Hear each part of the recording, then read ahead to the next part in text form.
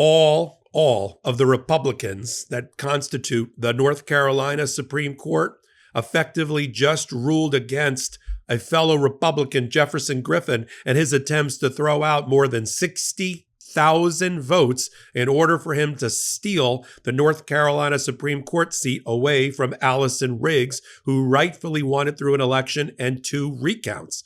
The only way he could possibly win, with her having, after double recounts and a manual recount, a lead of 734 votes, is if he tossed people's votes, including veterans and people that are serving in the military and those overseas.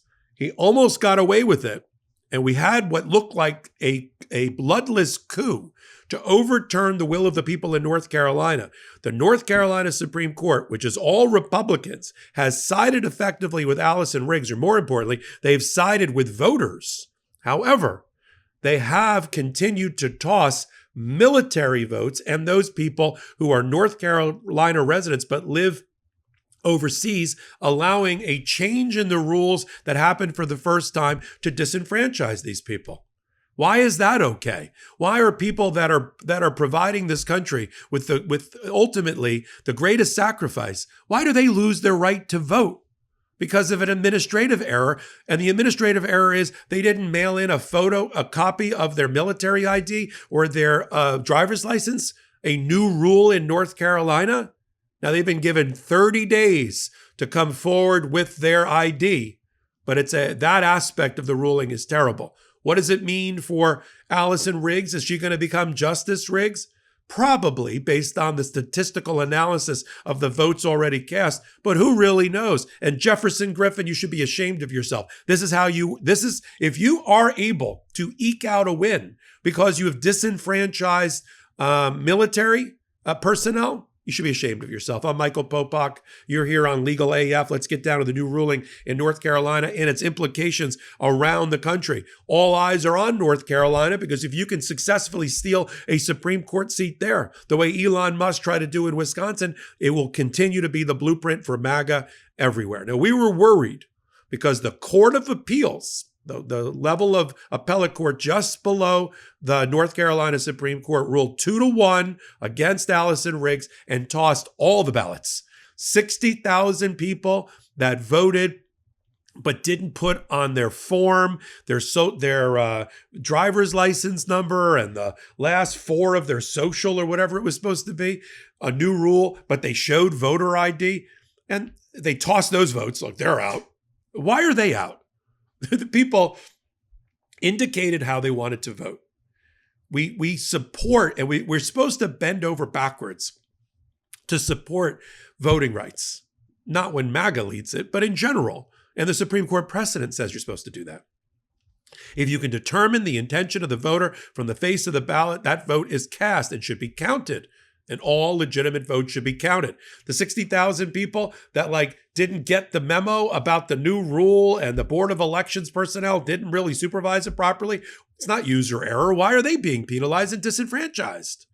But 2-1, they tossed the 60,000, and they tossed along with it, for good measure, the whole bag and bundle of military votes and overseas votes. And with those votes removed based on how well Allison Riggs was doing with that type of voter, she might have lost her 734 vote lead, and we might be talking about a Justice Griffin. Went up to the North Carolina Supreme Court. Ironically, the same court these two are fighting to become a member of. That court is all Republican. So when I tell you about 4-2, it's 4 Republicans voted for something and 2 in dissent. Now, very interesting split here. The 4 majority, so it's 4-2, led by the Chief Justice of the North Carolina Supreme Court, Justice Newby. They ruled that the 60,000 votes of people who showed up and or had their picture ID but didn't list their driver's license and their photo ID number, driver's license, on their form, they get to vote. So they reinstated 60,000 of the votes that were in dispute. And if she's running where we think ahead in those votes. I mean, this is the reason, you got to think this is the reason Griffin tried to toss him, right? Because she's ahead statistically in how she does with that type of voter.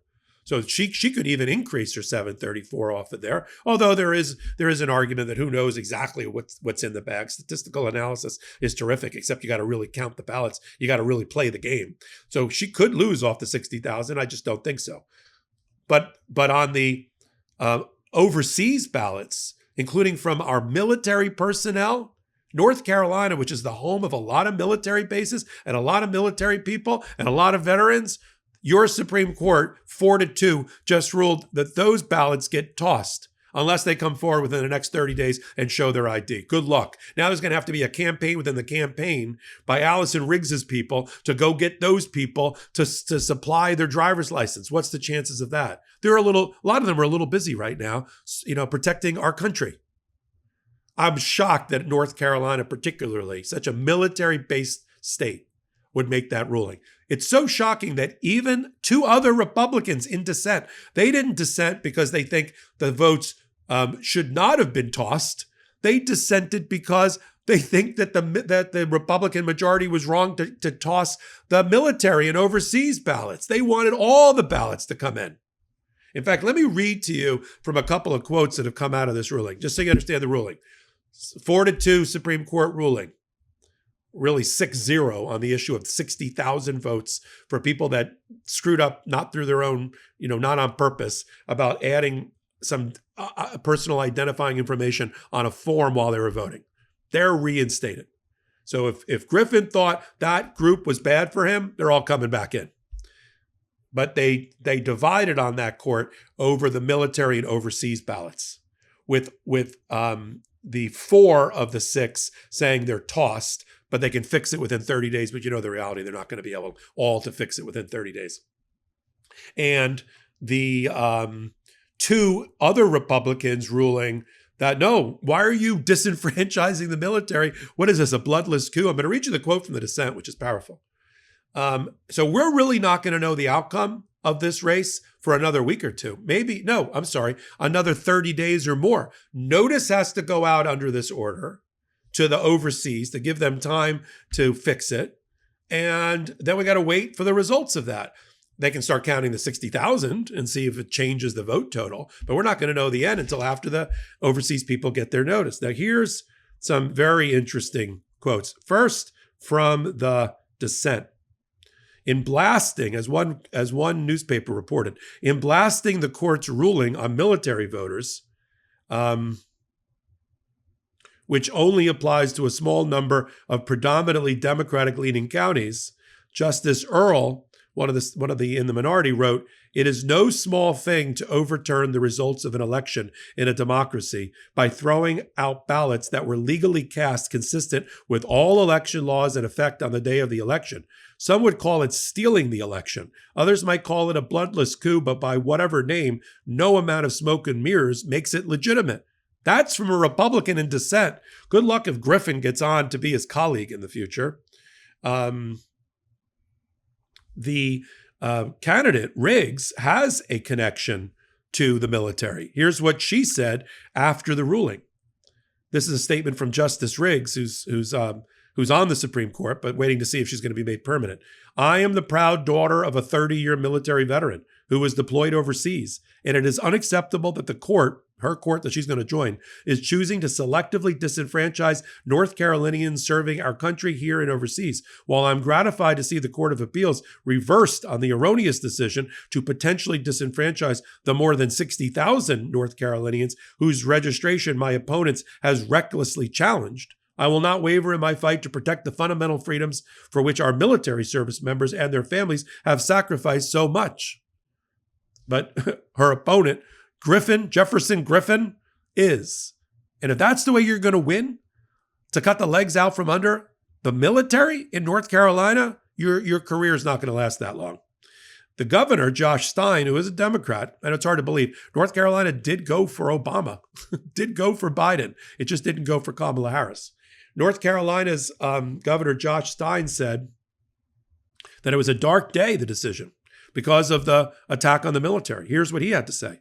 "The North Carolina Supreme Court ruled that certain active duty military voters serving our nation must jump through hoops that other voters don't. All voters have a constitutional right to be treated equally under the law. It is a foundational to our democracy. It's unconscionable, and this decision cannot stand.